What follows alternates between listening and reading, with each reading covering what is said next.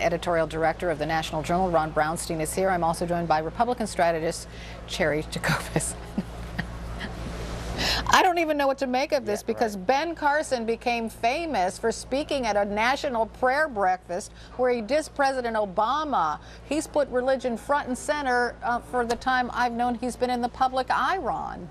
Yeah, no, look, I mean, this is kind of a daily, almost a daily occurrence with Donald Trump, you know, kind of lashing out at one of his rivals in this kind of fire hose style of campaign criticism. And look, it really goes to, you know, the ultimate issue. I mean, he's obviously struck a nerve. He's running at roughly one third of Republican primary voters in your new CNN ORC poll today, saying there's an incredible number in a field this big. But ultimately, I think, you know, between now and when the voting starts in February, his rivals are going to have to figure out a way to make these questions about his temperament more relevant than they are today for more Republican voters. I mean, the question of whether they want him to be the face of the party, much less the president, is something that I think ultimately, if they are going to dent this, you know, this machine that Trump has going, his rivals are going to have to kind of force front and center.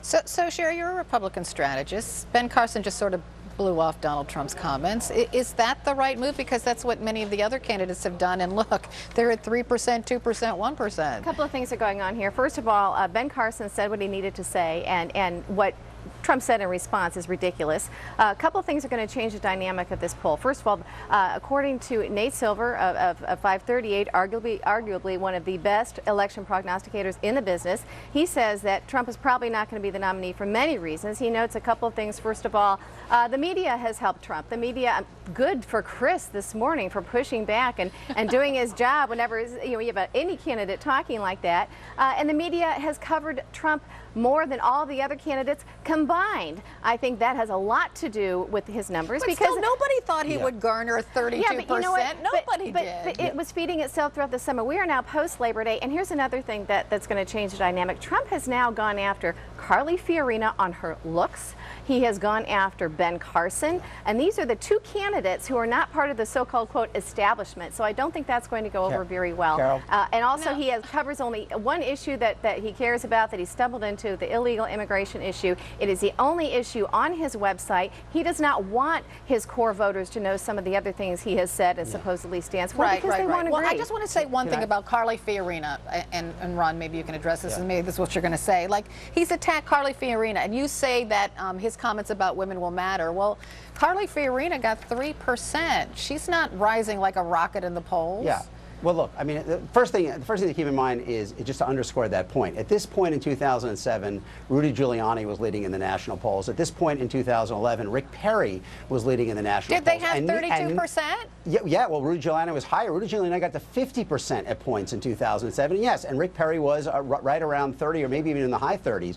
So, and neither of them ended up winning a single primary. There's a lot that has to happen between now and Iowa and New Hampshire in February. But I think that the clear message of this poll is really to the other Republican candidates that Donald Trump is not going to deflate on his own, and that if they are going to get past him, they are going to have to figure out a way to raise questions about his temperament, his ideology, you know, coming at him from the right on some of the positions that he's taken before. This is not going necessarily to deflate on its own. It's not simply a question of Trump going away. They are going to have to find a way to flank him, whether it's Scott Walker and Ted Cruz probably going at him from the right, or people like John Kasich and Jeb Bush trying to mobilize that center-right Republican coalition that has usually picked the nominee in recent times. I will say the only public figure out there that has gotten Trumpy and responding to Trump has been the guy from REM, because REM was mad that Trump played their song at the right.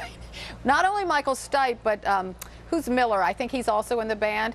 He called Donald Trump an orange clown. But you know is that what we have? Is that what the candidates have to say? I don't think that's what they have to do. But here's what they do have to do. They have to hold his feet to the fire. The media has to cover this stuff rather than just yawning. And I think that Chris Cuomo did an excellent job of that. When a candidate of any party uses the type of language and has that type of temperament, that should be run on a loop. And reporters and anchors need to call him on it rather than just saying, hey, voters, what do you think? And as John Avalon said on CNN, sitting there chewing their cud. I mean, did you see Janet Bash's interview with Mr. Trump? You know she what? was excellent. He's great for ratings, and that's why the media loves him. A lot of the mainstream media loves Donald Trump because, you know, it hurts the Republican Party and helps Hillary. But at some point, it's time to get serious. We're now in the post-Labor Day mode. People are paying attention. Ron, last word. I don't know if it's that, but look, the temperament issue is already there. In the Quinnipiac poll last week, only 50% of Republicans and a third of the country overall said they believe he had the temperament to handle an international crisis. This is a campaign calling out for a 3 a.m. phone call ad. Do you want Donald Trump at the other end of the phone in an international crisis? I think ultimately, as I said, the other Republican candidates are the one who have to raise doubts about him, because this poll, I think, underscores that he is not simply going to go away on his own. Ron, there's a lot of fodder for a lot of ads. And I think the 3 a.m. call is just one of them. But I think that Donald Trump has put it all out there, and frankly, I think that's what the media likes because this can come back to haunt Republicans. So yeah, Trump is. I don't think he'll be the nominee as a result of this, despite the numbers where they stand now with such a large field. I got to leave it there. Cheri Jacobus, Ron Brownstein, thanks so much, and don't.